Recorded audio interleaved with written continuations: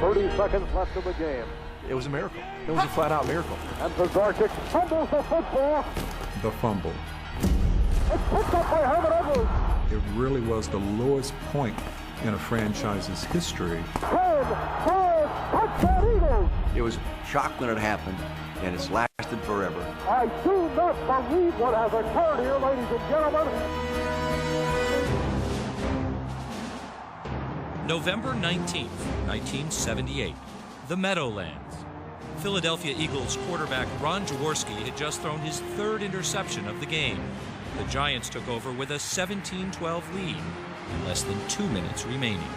I had thrown the interception. I'm down at the end of the bench. Kind of got my head down, just kind of collecting my thoughts. We intercepted the ball from Jaworski and ran out in the field. I wanted to fall on the ball 3 times and just like, go home. Let's have a cold one. It's Miller time. On first down, Giants quarterback Joe Pizarczyk, with no direction from the sideline, knelt down 3 yards behind the line of scrimmage. But the Eagles and linebacker Frank LeMaster were blitzing anyway. Frank LeMaster played till the whistle. Frank came in, took a shot. You know, the Giants guys got all ticked off, and hey, you know, they got all fired up.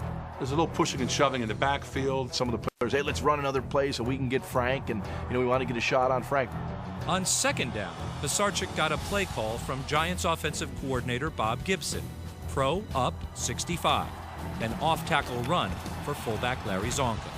I'm like, running play, and everybody in the huddle's kind of going, Joe, just follow the ball. Joe, you know, what are you doing here? Just follow the ball.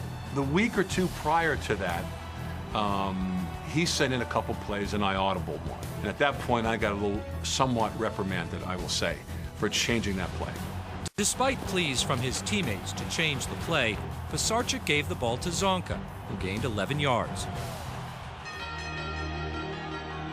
On third down, with 31 seconds on the clock and the credits rolling on CBS's telecast, the Giants ran the same play again from their own 29-yard line.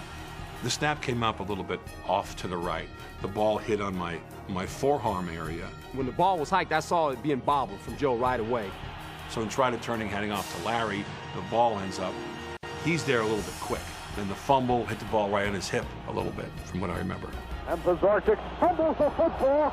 I jumped to try to fall on the ball, and it jumped between my 2 hands. I can remember picking up the ball, and when I started running, it just felt like everything was in slow motion. It's picked up by Herman Edwards. He's running toward their goal line.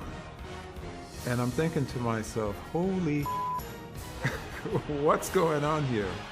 It took a good bounce.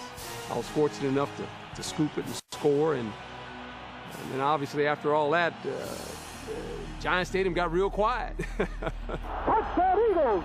All the blood rushed out of my head and like, oh my God, this has actually just happened. And that was when I started saying, I don't believe it. I don't believe it. I don't believe it. I don't believe it.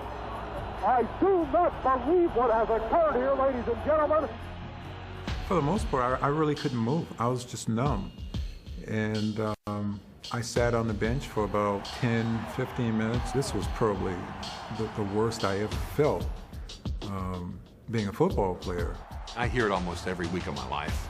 And they say, oh, you're the guy, oh, you were involved with that play. You were the guy who fumbled the ball. I'm ready to take any responsibility that goes with it. But the play should never have been called, obviously. Bob Gibson really became the fall guy and the scapegoat because somebody's head had to roll immediately. And his was the most immediate head available to roll down the hill and take the blame. The Giants fired Gibson after the game. He never called another NFL play. Gibson, reached at his home in Florida, said, I haven't talked about it in 30 years, and I am not going to start now. Football in general learned a very valuable lesson. Don't try to get extra yards. Don't try to be fancy about anything. Just kill it, take a knee, and just call it a day. Almost immediately, winning teams changed the way they handled the ball at the end of close games. The so-called miracle at the Meadowlands was the origin of today's victory formation, a protective kneel-down play by the quarterback designed to run out the clock. The next week, somebody did it in the NFL. I know they did. I remember them showing it. I go, well, I invented a formation. That was sort of the last straw. because we actually invented a way to lose the game that no one else had ever done.